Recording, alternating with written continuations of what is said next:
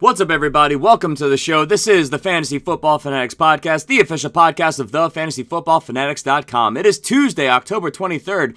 This is the show. You know who it is. This is your host, Griffin Palmer, joined by absolutely nobody, and that's because the show is on the road, like we told you it was going to be. So I'm trying out a bit of a different set of equipment. I'm going to be swapping some stuff out. Going to see how this one how it sounds when it's all said and done.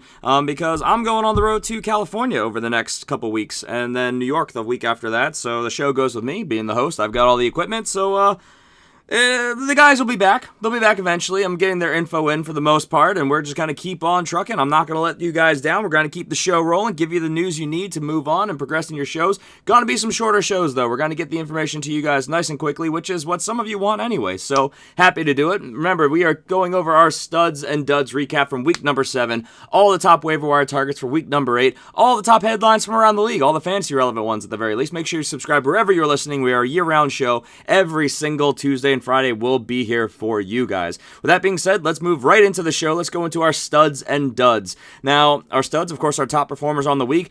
We'll start at the quarterback position as we always do, and we'll start with Patrick Mahomes, Kansas City Chiefs quarterback, 40.82 fantasy points in 6-point per passing touchdown leagues, 358 yards, 4 passing touchdowns, another 45 yards rushing on the ground. Did throw an interception, but that was not enough to set him apart, to make him give up his seat as the king of fantasy football this week. Holy crap, 40 points, your highest performer, and massive points there, getting it done in what was a decently tough matchup against the Bengals, but at home, getting it done. Mitchell Trubisky seemingly struggled early in this game, but got his rhythm. He went off for 35.42 fantasy points, 333 yards, 2 passing touchdowns, another 81 yards and a rushing touchdown on the ground, getting it done. Then Andrew Luck, struggling, but getting it done with red zone efficiency, 156 passing yards was all it took, because he threw for 4 passing touchdowns, good for 30.74 fantasy points. Your top performing quarterbacks, notable mentions: Cam Newton, 29.66, Tom Brady, 27.68 fantasy points, and Baker Mayfield, 24.9 fantasy points. Those were your top performers at the quarterback position. Moving on to the running back position, we have from the same game as Patrick Mahomes, a high-scoring affair, Kareem Hunt getting it done, 32.1 fantasy points, 86 yards on the ground, 1 rushing touchdown, added to that 55 yards through the air and 2 receiving touchdowns. 3 touchdowns is what you need to be the number 1 running back, and there you go. Marlon Mack, great matchup against the Bills, 126 yards on the ground, a rushing touchdown, another 33 yards, and a receiving touchdown, and then he put a little frosting on top with a 2-point conversion, getting it done for 29.9 fantasy points, not that far behind Kareem Hunt. Then Todd Gurley, there's an old faithful name that you always see up here. 63 yards through the ground, 2 rushing touchdowns, 23 receiving yards, and another receiving touchdown, another 3-touchdown game. Those are your top performers. Other notable mentions: James White with Sony Michel going down, 21.7 fantasy points. Latavius Murray, man, he looked good. He looked a lot more agile than we've seen in years past. 69 rushing yards, 2 rushing touchdowns, 20.3 fantasy points. And then Kerryon Johnson, my one of my favorite sleeper targets going into the year, but I didn't get any shares of him because I guess I hyped him up too much. 158 rushing yards and 21 yards through the air. No touchdowns, but getting it done purely on yardage. That's a great floor. That's what you want to see. Touchdowns, they come and go. Yardage is what you can build consistency on. A great performance. And then Saquon Barkley, Lamar Miller, a couple names that, getting it done. Saquon Barkley in a great matchup. We thought he would have even done better. Only got 1 touchdown. All right, let's go into the wide receiver position. Emmanuel Sanders, out of nowhere, against the Cardinals. Cardinals D is, it's not what it used to be. 23.32 fantasy points, 102 yards, and 1 receiving touchdown. He also passed the ball 28 yards for another touchdown, so just saying, that'll help a lot. Odell Beckham Jr., there you go. 143 yards and a receiving touchdown, 20.2 fantasy points. And then John Brown getting it done in a unfortunately losing effort against the Saints. 19.4 fantasy points, 134 yards, and a touchdown. Great performances. Other notable mentions: Tyrell Williams, 118 and 1, 17.8 fantasy points for him. Adam Thielen going over 100 yards yet again, 110 yards and 1 receiving touchdown. That's 17 points. And then Sterling Shepard, showing he's still there. 167 yards, good for 16.7 fantasy points. Those are your top wide receivers on the week. And then your top tight ends. Trey Burton, one of my candidates for start of the week. Man, he was good. 126 yards and a receiving touchdown, 18.6 fantasy points. he was the standout. Michael Roberts from the Lions, 16.8 fantasy points, 48 yards, but 2 receiving touchdowns. That'll do it. And then George Kittle, saying he's not to be forgotten, even in a tough matchup against the Rams. 98 yards and a touchdown, 15.8 fantasy points. Your top tight ends. Other notable mentions, Zach Ertz, 13.8, David Njoku, 11.2, and Dallas Goedert, 10.3. So 2 tight ends for the Eagles, making the top 6. Impressive effort by the team and their tight end position. Now let's move on to the therapeutic part of the show, the guys who let you down. Starting at the quarterback position, we have Blake Bortles, 1.44 fantasy points. He got benched in the third quarter. Whoa. As we'll get into in the news, he will be starting, though, in week number 8. Josh Rosen, 5.16. Cardinals offense, well, we already know that they fired their head coach, or their offensive coordinator, rather, Mike McCoy. So, hey, maybe things will change. C.J. Beathard for the 49ers, 8.1. Andy Dalton, 9.92, and a great matchup. Terrible performance. Case Keenum, 10.84. Deshaun Watson, 12.86. Sam Darnold, 14.04. I almost started him in a couple leagues. And Alex Collins, 14.72. Those are your top duds of the week. Running back position. Man, you had guys that went negative at this position. That's rough. Starting with Matt Breida, constantly banged up, constantly missing time. Negative 0.5 fantasy points. That's rough. That's even if he was in your flex, I mean, that's negative points. That's worse than nothing. That sucks. Devontae Booker, negative 0.1. LaShawn McCoy, 0.1 before he had to leave the game. Sony Michel, 1.5 before he had to leave the game. Jaquiz Rodgers, some people starting him in deeper leagues, 1.9. Corey Clement, 2.2. Javorius Buck Allen, I don't know how many times I have to say it, he's the backup, 2.4 fantasy points. Alfred Morris, 2.5. Frank Gore, 3.3. Wendell Smallwood, 3.7. Mark Ingram going against the Ravens D, 4.2. Ezekiel Elliott. Surprising. I mean, it was a tough matchup, but hey, we expected more. 4.2 fantasy points. Alex Collins, 4.8 against a really good rush defense of the Saints. Isaiah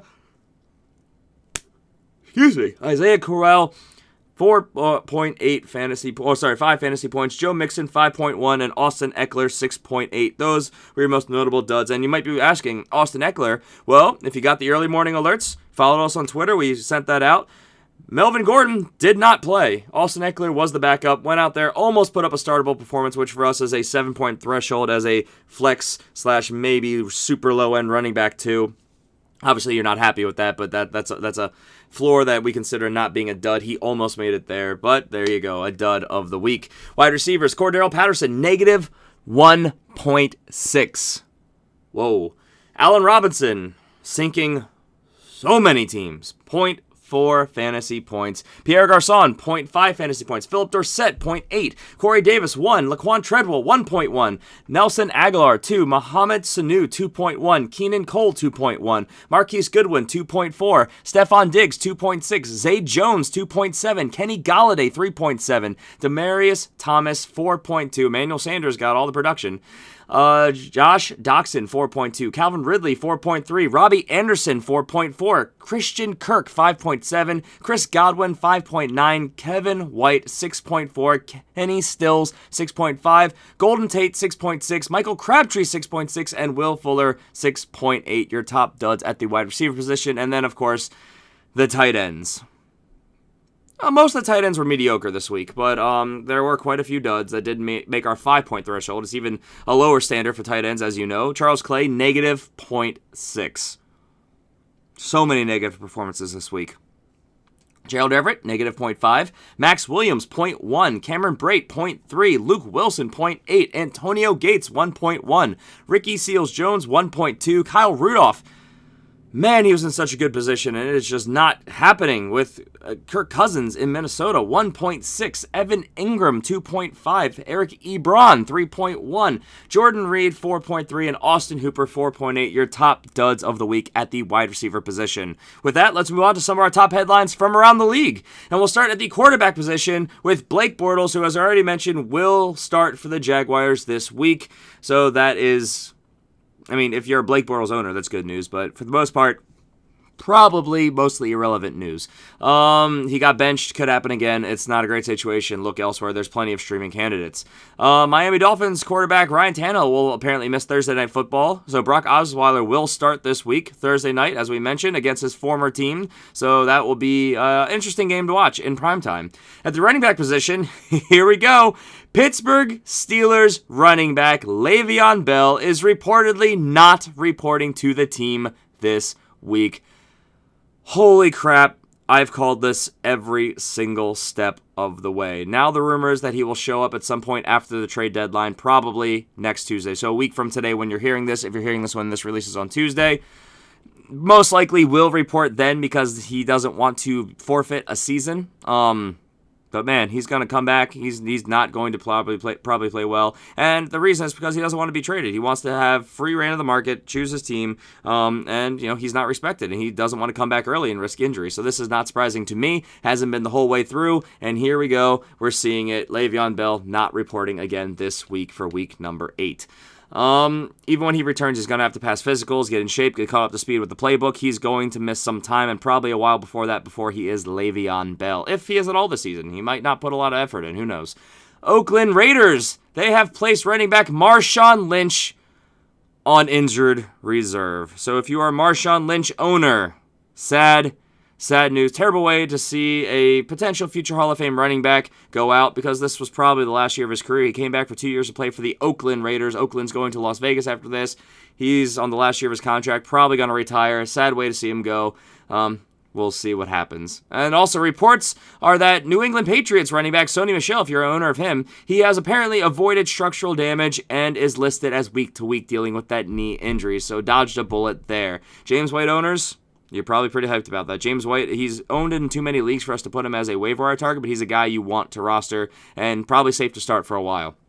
Let's go to the wide receiver news where there's huge news. The Oakland Raiders have reportedly, this has not been confirmed as of this recording, but has reportedly traded wide receiver Amari Cooper to the Dallas Cowboys in return for a first-round pick. Desperation from the Cowboys. What a steal for the Raiders. I'm still shocked that this happened. Amari Cooper has not played up to a first-round billing, and for them to actually get a first-rounder for him, that just is amazing to me. That blows my mind. So, something that to look at, something interesting that is going to change the scope of the wide receiver position in both camps. Oh, man. Excuse me. And, man, this will be a very, very interesting thing to watch for fantasy purposes. Miami Dolphins wide receiver Kenny Stills, he has been ruled out for week number 8, dealing with a groin injury as well, so got to be careful there. Devontae Parker seems like he's, as he has many times in the past, in a great position to succeed this week. Play him at your own risk. And then at the tight end position, New England Patriots tight end Rob Gronkowski is expected to play on Monday Night Football this week versus the Bills. We will see. Should be a relatively easy game, so they may bench him another week. We'll know as we get further into the week. Then in other news, some relevant news, especially if you're in IDP leagues, Arizona Cardinals cornerback Patrick Peterson, all-star cornerback Patrick Peterson, has requested a trade ahead of the team's trade deadline. He is reportedly, quote, desperately wanting out of Arizona. Man, that ship is sinking. I wish Jason was here so he could weigh in. That's just insanity to me. I mean, he's one of those guys that's like a Ring of Honor Hall of Famer type guy for that team, and he wants out. All the terrible news and IDP news, especially a team that's already decimated by injuries. Tampa Bay Buccaneers star linebacker Quan Alexander has suffered a torn ACL. His season is over. So that's your terrible news. And with that, let's move on to our topic of the day, why everybody's here, our top waiver wire targets for week number 8. Now, I've got my guys. If you want more guys, send your stuff in. Let me know who's available in your leagues. I have my top 3 candidates. The other guys, they haven't gotten their stuff in, but you can reach us all on Twitter, at the FF Fanatics, at Jason Cabrera 13, at CJ Hickman 89. I'm, of course, at G Palmer FFF. The Fantasy Football Fanatics, G Palmer FFF, reach me there. My top running back target of the week is Jalen Richard. We already talked about how there is Marshawn Lynch going on IR, and everybody instinctively is going to want to go and get Doug Martin. Well, I'm going to tell you, Jalen Richard was already getting a really good quantity of the team's third down role. He is already their bruising back. This team likes to run that power back. I think that he might take over as the workhorse. Doug Martin might be a change of pace. He's a guy who's going to get more red zone work. I really like Jalen Richard as having a lot of upside, and I just really think that he's the guy to roster. You're going to probably want to invest on both of these guys until we see how it shakes out, but Jalen Richard, if I can only get one, he's the one that I'm putting my chips on because he already had a role in the offense before the injury to Marshawn Lynch, and I expect that role to increase, so I would be getting Jalen Richard. Doug Martin, he's had plenty of snaps, but he has struggled. He has been held under 4 yards per carry, which has not been good, and that's kind of what he's been showing the last couple seasons, so we'll see how this plays out, of course, but Jalen Richard, not owned in many leagues. Go pick him up. He is widely available. My wide receiver target of the week is Saints tight end Tre'Quan Smith. Now, if you followed us on Twitter, again, at the FF Fanatics, you would have heard that Ted Ginn, he went on injury reserve with a knee injury. Tre'Quan Smith has stepped into that outside speedy role, and he has been heavily involved in this offense.